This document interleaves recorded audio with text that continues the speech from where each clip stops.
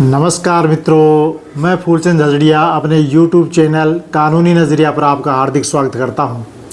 आज कानूनी विषय पर चर्चा के क्रम में हम ये देखेंगे कि हमारे देश भारत में 1 जुलाई 2024 से जो IPC और CRPC की जगह है BNS और BNSS जो नए कानून लागू हुए हैं, भारतीय दंड संहिता की जगह भारतीय न्याय संहिता और दंड प्रक्रिया संहिता की जगह है भारतीय नागरिक सुरक्षा संहिता।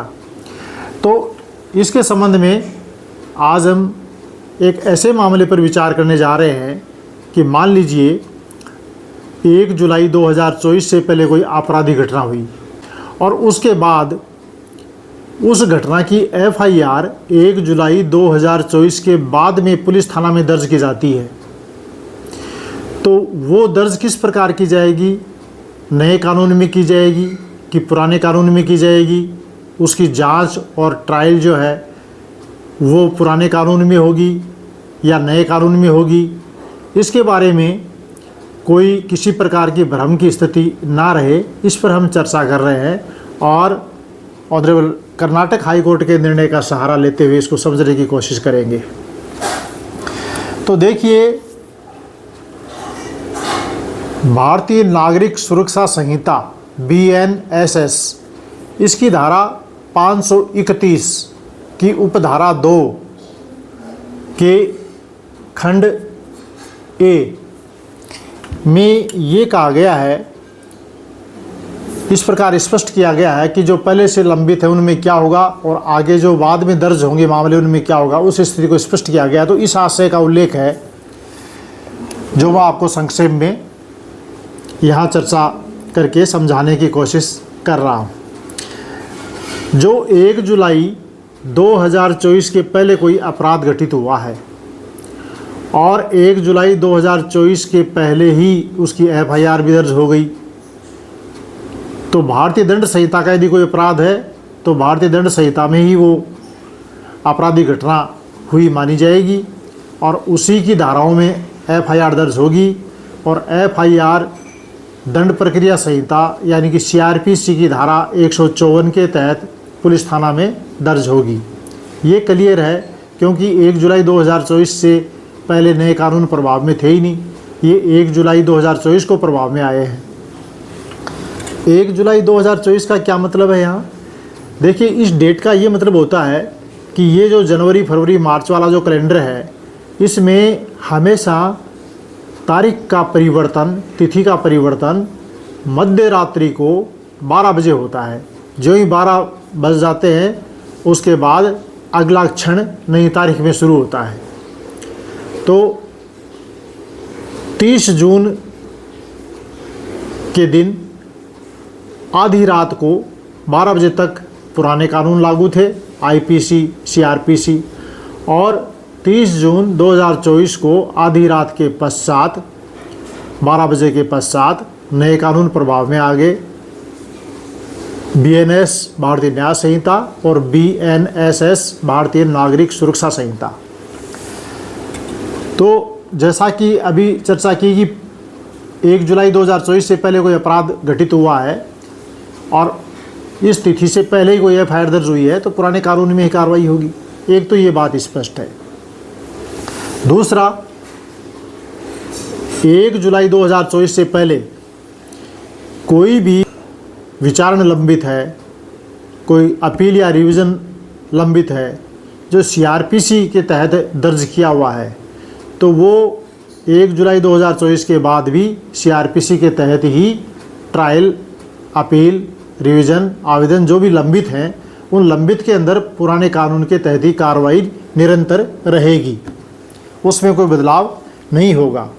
लेकिन 1 जुलाई 2024 के बाद कोई भी प्रसंज्ञान कॉग्निजेंस लेना है, कोई भी अपील दर्ज होनी है, कोई भी रिवीजन दर्ज होनी है, कोई भी नया आवेदन दर्ज होना है, कोई भी पिटीशन याचिका दर्ज होनी है, तो ये समस्त प्रकार के नए दर्ज होने वाले मामले हैं, ये 1 जुलाई 2024 के पश्चात उस तिथि को या उसके बाद CRPC यानी कि दंड प्रक्रिया संहिता के तहत दर्ज न होकर BNSS यानी कि भारतीय नागरिक सुरक्षा संहिता के तहत दर्ज होकर के आगे कार्रवाई की जाएगी। तो इसको संक्षेप में हम देखें तो 1 जुलाई 2024 से पहले यदि कोई अपराध घटित हुआ है और उसकी FIR 1 जुलाई 2024 को या उसके बाद दर्ज की जाती है। आज का चर्चा का मुद्दा यही है कि 1 जुलाई 2024 से पहले अपराध हुआ और FIR 1 जुलाई 2024 को या इसके बाद दर्ज होती है, तो वो FIR दंड प्रक्रिया संहिता की धारा 154 के तहत दर्ज होगी या भारतीय नागरिक सुरक्षा संहिता की धारा 173 के तहत दर्ज होगी। यानी कि नया कानून लागू होगा FIR दर्ज करने में या पुराना कानून लागू होगा। तो देखिए, इसमें आप ध्यान से और स्पष्ट तौर पर ये समझ लीजिए कि अपराध की घटना जो है वो 1 जुलाई 2024 से पहले की है। इसलिए यदि भारतीय दंड संहिता का कोई अपराध है तो भारतीय दंड संहिता के उस अपराध की धारा में ही FIR दर्ज होगी। जैसे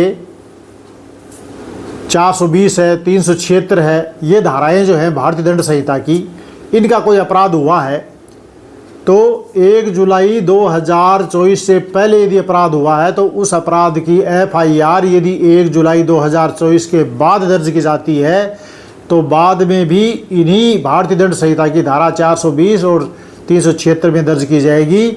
लेकिन उसकी जांच, उसका अनुसंधान और उसका आगे का विचारण, ये सारा 1 जुलाई 2024 के बाद दर्ज की गई FIR के मामले में भारतीय नागरिक सुरक्षा संहिता के तहत नियमानुसार किया जाएगा। वहाँ दंड प्रक्रिया संहिता लागू नहीं होगी।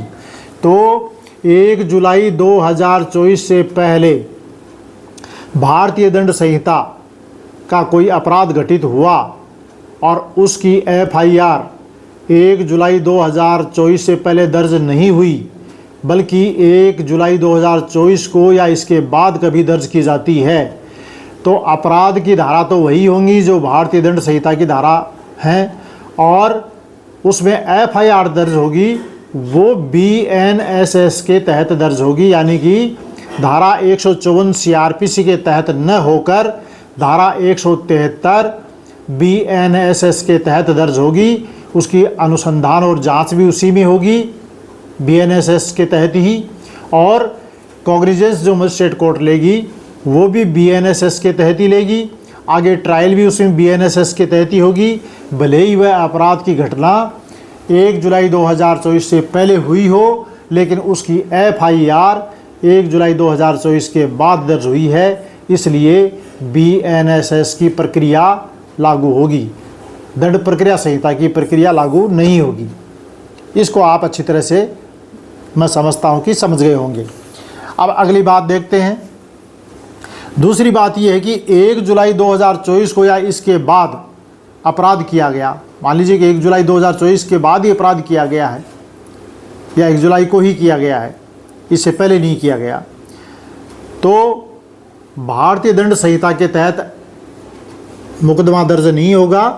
भारतीय न्याय संहिता की धारा है, उन धाराओं में मुकदमा दर्ज होगा और उसकी जांच और परीक्षण भारतीय नागरिक सुरक्षा संहिता BNSS के तहत की जाएगी। तीसरी बात, यदि कोई जांच, विचारण, अपील, रिवीजन, आवेदन आदि 1 जुलाई 2024 से पहले से लंबित है तो कार्यवाही BNSS के तहत न होकर दंड प्रक्रिया संहिता यानी कि CRPC के तहत ही कंटिन्यू रहेगी। जिन मामलों में CRPC के तहत 1 जुलाई 2024 को पहले से ही लंबित मामले हैं और उनमें कार्रवाई दंड प्रक्रिया संहिता के तहत चल रही है, उनमें आगे भी दंड प्रक्रिया संहिता के तहत कंटिन्यू रहेगी।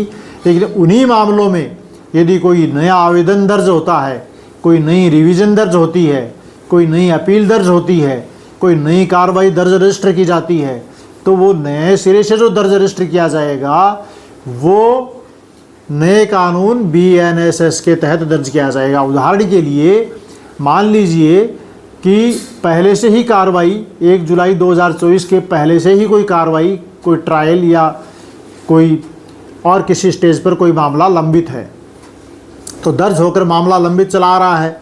अब उस मामले को 1 जुलाई 2024 के बाद ऑनरेबल हाई कोर्ट के समक्ष चुनौती देना है उनकी विवेकाधीन शक्तियों के तहत, जो दंड प्रक्रिया संहिता में धारा 482 के तहत चुनौती दी जाती थी। तो उन मामलों में 1 जुलाई 2024 के बाद 482 CRPC के तहत दर्ज नहीं किया जाएगा, उस धारा के तहत चुनौती नहीं दी जाएगी, बल्कि BNSS की धारा 528 के तहत चुनौती दी जाएगी, क्योंकि 482 धारा के स्थान पर 528 धारा स्थापित की गई है। तो जो नए सिरे से दर्ज होंगे 1 जुलाई 2024 को या उसके बाद, वो सारे नए सिरे से दर्ज होने वाले सभी मामले BNSS के तहत होंगे, और जो पहले से दर्ज हो चुके हैं वो दंड प्रक्रिया संहिता के उसी जो पहले से कार्रवाई चली आ रही है उसी के अनुसार निरंतर चलते रहेंगे, उसमें नया कानून लागू नहीं होगा। लेकिन नया कानून वहाँ लागू होगा जहाँ दर्ज ही 1 जुलाई 2024 को या उसके बाद हुआ है। आगे बात करते हैं कि 1 जुलाई 2024 को या इसके बाद लंबित जांच पर संज्ञान BNSS के अनुसार होगा। अब मान लीजिए कि 1 जुलाई 2024 से पहले की कोई आपराधिक घटना है और 1 जुलाई 2024 से पहले ही FIR दर्ज हो गई और अनुसंधान चल रहा है। अब चार्जशीट जो आएगी और जो कॉग्निजेंस होगा, कोर्ट में जो संज्ञान लिया जाएगा मामले का, वो संज्ञान 1 जुलाई 2024 के बाद लिया जाता है और मुकदमा बाद में दर्ज किया जाता है, तो वह BNSS के तहत होगा, न कि CRPC के तहत। नए सिरे से कोई भी दर्ज करने का कार्य CRPC के तहत 1 जुलाई 2024 को या इसके बाद नहीं किया जाएगा। 1 जुलाई 2024 को या इसके बाद समस्त नए दर्ज मामले BNSS के तहत होंगे। आगे और देखते हैं, यदि कोई जांच, विचारण, अपील, रिवीजन यानी कि निगरानी या कोई आवेदन 1 जुलाई 2024 को या इसके बाद शुरू किया जाता है, तो वह BNSS की प्रक्रिया के अनुसार कार्रवाई की जाएगी, न कि CRPC के तहत। तो ये अपन ने पहले ही इस पर चर्चा कर चुके हैं, दोबारा दोहराने की कोई आवश्यकता नहीं है। अब ये मामला हमने आज इसको क्यों लिया, तो ये एक कर्नाटक राज्य का मामला है, तो उस मामले के थोड़े से तथ्यों को देख के हम आगे इसको समझने की कोशिश करते हैं। तो कर्नाटक राज्य में एक महिला ने दिनांक 1/7/2024 को पुलिस थाना में FIR दर्ज करवाई। कब करवाई? 1 जुलाई 2024 को, जिस दिन ये नए कानून लागू हो चुके थे उस दिन। क्या दर्ज करवाई? उसने कहा कि मार्च 2021 में उसके पति की दुर्घटना के कारण मृत्यु हो गई और वह एक अस्पताल में नर्स का काम करती है। उसी अस्पताल में एक कर्मचारी और काम करता था, वह कर्मचारी उसको सांत्वना देने उसके घर बार बार आता था और उसने सहयोग भी किया। इस कारण दोनों का थोड़ा सा मेल मिलाप हो गया। तो मेल मिलाप होने के कारण उसने उस नर्स के साथ शादी करने का वादा किया और जून 2021 में मंदिर में जाने की आड़ में वह आरोपी उसे एक कमरे में ले गया और उसकी इच्छा के विरुद्ध उसके साथ यौन उत्पीड़न उसका किया। ये FIR के तथ्य आपको मैं बता रहा हूँ। और फिर शादी का आश्वासन दिया और यह आश्वासन देकर के उसने उस महिला नर्स से 2 लाख रुपए नकद ले लिए और 11 लाख से अधिक राशि ऑनलाइन प्राप्त कर ली। और बाद में शादी की कोई बात थी नहीं, उसको तो धोखा देना था। ऐसा FIR के तथ्यों का आशय है। तो इस मामले में भारतीय दंड संहिता की धारा 376 और 420 आदि के तहत दंड प्रक्रिया संहिता की धारा 154 के अधीन पुलिस थाना में प्रथम सूचना रिपोर्ट यानी कि FIR दर्ज की गई। तो ये घटना तो कब की थी? घटना थी जून 2021 की। जब नए कानून लागू नहीं हुए थे तब की। और एफआईआर दर्ज कब करवाई? 1 जुलाई 2024 को, जिस दिन नए कानून प्रभाव में आ चुके थे। तो वो जो आरोपी था उसने ऑनरेबल कर्नाटक हाई कोर्ट के समक्ष, कलबुर्गी बेंच के समक्ष एक याचिका प्रस्तुत की, क्रिमिनल पिटीशन। और क्या प्रस्तुत की कि ये सीआरपीसी के तहत 1 जुलाई को एफआईआर दर्ज कर ली गई। 1 जुलाई 2024 को तो सीआरपीसी अस्तित्व भी नहीं थी, इसलिए इस एफआईआर को रद्द किया जाए। अब होगी ना टेक्निकल बात। तो ऑनरेबल कर्नाटक हाई कोर्ट ने जो अभी अपने चर्चा की, इन्हीं बातों को विचार में लेते हुए और ये कहा कि देखिए, मामला जून 2021 का है। उस समय भारतीय न्याय संहिता प्रभाव में नहीं थी, बल्कि भारतीय दंड संहिता आईपीसी प्रभाव में थी, पुराना कानूनी प्रभाव में था। तो पुराने कानून की जो धारा हैं 376, 420, उन धाराओं में एफआईआर दर्ज करना तो ठीक है, दर्ज कर ली और आगे जांच कर रहे हैं। लेकिन जो दर्ज करने की जो धारा है वो पुराने कानून में सीआरपीसी की धारा 154 थी, और जो नए कानून है बीएनएसएस उसमें धारा 173 है। तो 173 बीएनएसएस के तहत दर्ज न कर 1 जुलाई 2024 को सीआरपीसी के तहत एफआईआर दर्ज कर ली। तो ये गलत किया, ये तकनीकी तौर पर गलत है, ऐसा ऑनरेबल कर्नाटक हाई कोर्ट की कलबुर्गी बेंच ने कहा। तो उन्होंने क्या कहा फिर?